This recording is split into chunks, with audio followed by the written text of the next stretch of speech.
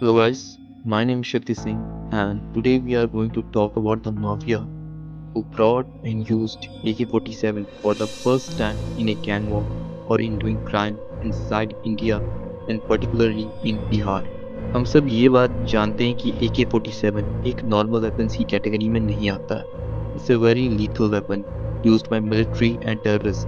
But again, the fact remains same that this is not the weapon that someone should be able to get so easily and use in gang wars. Talking about the gun laws in India have a very strict gun laws, making it very difficult for the citizens to own and use any kind of firearms, which make it more difficult to have or even use normal weapons like knives, swords, or even small weapons like revolvers and guns. Under the Arms Act of 1959, having illegal weapon is punishable act. But even so, if I say that there is a citizen of India having a weapon illegally, then maybe some people believe it.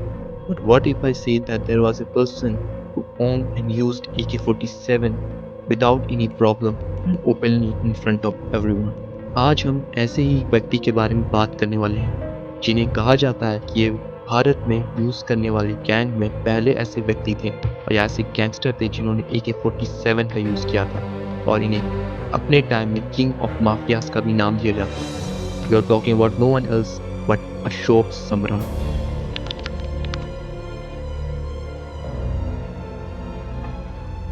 Shekhar Baahubali है जो बिहार में न सिर्फ पहली बार AK-47 rifle लेकर आया बल्कि उसने फुल ये बिहार का पहला बाहुबली कहा जाता है. नाम है अशोक सम्राट. आज बिहार में कई गैंग्स के पास AK-47 है, लेकिन 90 के दौर अशोक सम्राट की AK-47 की दहशत ऐसी थी कि पुलिस वाले भी उसका रास्ता छोड़ दिया करते थे. वही तो यूरोप में वहां तो उनकी मर्जी के बगैर तो पत्ता भी नहीं हिलता. इस वीडियो को देखकर आप लोग समझ ही गए होंगे कि बिहार में इनका कितना कंट्रोल रहा होगा और अपने टाइम में ये कितने बड़े गैंगस्टर रहे होंगे. इनके बारे में जानने के लिए पहले बिहार का पॉलिटिक्स और कास्ट सिस्टम समझना होगा.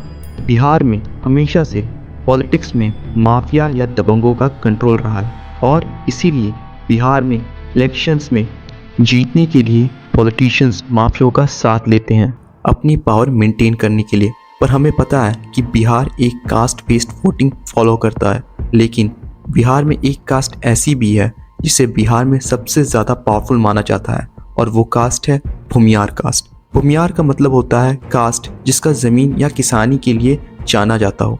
भूमियार बिहार के सबसे बड़े ज़मींदारों में आते हैं. ये बिहार की आबादी में सिर्फ 2.6% होने के बाद भी बिहार की 45 to 50% लैंड ओनरशिप इन्हीं के पास है. अशोक सम्राट इसी कास्ट से बिलोंग करता था.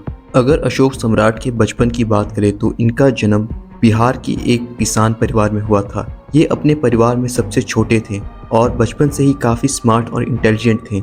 छोटे में इनका पुलिस ऑफिसर बनने का सपना था, जो ये कॉलेज में अपना MA विद संस्कृत कंप्लीट करने के बाद बिहार पुलिस में ज्वाइन होने के लिए फिजिकल देने चले गए थे. फिजिकल देने के बाद जब ये अपने गांव वापस आए तो इन्हें पता चला कि इनके सबसे करीबी दोस्त रामविलास चौधरी ने पॉइजन खा लिया है, जिसकी वजह से इन्होंने खुद को पेट में गोली मार ली थी. पर बाद में इन्हें पता चला कि इनके दोस्त अभी जिंदा हैं, जिसके बाद अशोक और उनके दोस्त ने क्राइम की दुनिया में पहला कदम रखा. उस टाइम में AK-47 का यूज़ सिर्फ पंजाब और जम्मू कश्मीर में किया जा रहा था, जिसका दिखना बिहार में अपने में ही एक बहुत बड़ा न्यूज़ था. 1988 से लेके 1995 तक बिहार पूरी तरह से क्राइम से घिरा हुआ था. किडनैपिंग, फिरौती, डकैती, चोरी, इलीगल अल्कोहल और मर्डर बिहार में चरम सीमा पे थे और इन सब का कंट्रोल एक आदमी के हाथ में था और वो था अशोक सम्राट. अशोक सम्राट ने 1988 से लेके 1995 तक पूरे बिहार में अपना पावर मेंटेन कर लिया था. उनका पावर बरौनी, मुजफ्फरपुर, सोनपुर और गोरखपुर में भी महसूस किया जाने लगा था. अशोक ने पूरे बिहार में अपने पॉलिटिक्स और क्राइम के ज़रिए अच्छी पकड़ बना ली थी. पर 1993 में बेगूसराय के SP गुप्तेश्वर पांडे ने एक ऑपरेशन कैरी किया. उन्होंने हर वो क्रिमिनल का नाम नोट किया जो बेगूसराय में किसी क्राइम में इन्वॉल्व है. उसके बाद उन्होंने एक एक करके उन्हें अरेस्ट करना या उनका इनकाउंटर करना शुरू किया. गुप्तेश्वर पांडे ने ठान लिया था कि वो अशोक सम्राट को अरेस्ट करके ही मानेंगे।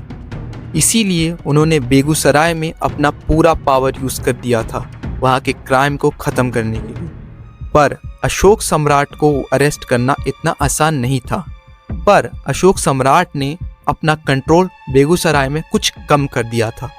एक कहावत है कि हर साम्राज्य का एक न एक दिन अंत होता है, वैसे ही अशोक सम्राट के साम्राज्य का भी अंत होना तय हो चुका था। 5 मई 1995 वो दिन जब अशोक सम्राट का साम्राज्य खत्म हो गया और उसने आखिरी बार अपने AK-47 का यूज़ किया। 5 मई 1995 को इंस्पेक्टर इंचार्ज शशि भूषण शर्मा को ये इन्फॉर्मेशन मिली थी कि कुछ माफिया सोनपुर रेलवे स्टेशन पे टेंडर या ठेके की बात करने आ रहे हैं। ये इन्फॉर्मेशन मिलने के बाद वो अपनी टीम को लेकर वहाँ पहुँच गए, पर उन्हें वहाँ कुछ नहीं मिला। पर जब वो वापस आ रहे थे तो उन्हें एक कार में सबसे आगे एक आदमी के हाथ में राइफल देखी, जिसके कारण उन्होंने उस गाड़ी को रोक दिया और चेकिंग करने के लिए बाहर आ गए। उन्होंने जैसे ही उस गाड़ी को रोका, आगे से आदमियों ने फायरिंग शुरू कर दी और शशि भूषण शर्मा बताते हैं कि फायरिंग इतनी ज़्यादा थी कि AK-47 की आवाज़ से पूरा शहर गूंज उठा था। फिर कार से भागकर कुछ लोग एक घर में छुप गए थे और शर्मा जी उनका पीछा करते रहे। फिर उन लोगों ने एक घर में घुसकर वहाँ से फायरिंग स्टार्ट कर दी, जिसके बाद 3 घंटे की शूटिंग के बाद बड़ी मेहनत और बड़ी ताकत से सबका एनकाउंटर हुआ। इस घटना में एक आदमी की मौत भी हो गई थी। जब चेकिंग की गई तो पाया गया कि जो लोगों की डेथ हुई है और जिनका एनकाउंटर हुआ उसमें से एक बॉडी किसी और की नहीं बल्कि अशोक सम्राट की है। अशोक सम्राट के एनकाउंटर की न्यूज़ ने पूरे बिहार को हिला के रख दिया था। ऐसे माफिया के एनकाउंटर पर बिहार पुलिस ने शशि भूषण शर्मा की काफ़ी प्रशंसा की और उनकी बहादुरी को सराहा भी। ऐसे ही बिहार के सबसे बड़े माफिया और सबसे पहले बाहुबली के साम्राज्य का अंत हो गया। अब बिहार में काफ़ी गैंग के पास AK-47 है, पर आज भी जब AK-47 की बात उठती है तो उसमें बिहार में अशोक सम्राट का नाम ज़रूर आता है। इसी के साथ आज की केस स्टडी भी ख़त्म होती है। मिलते हैं अगली वीडियो में। नमस्कार।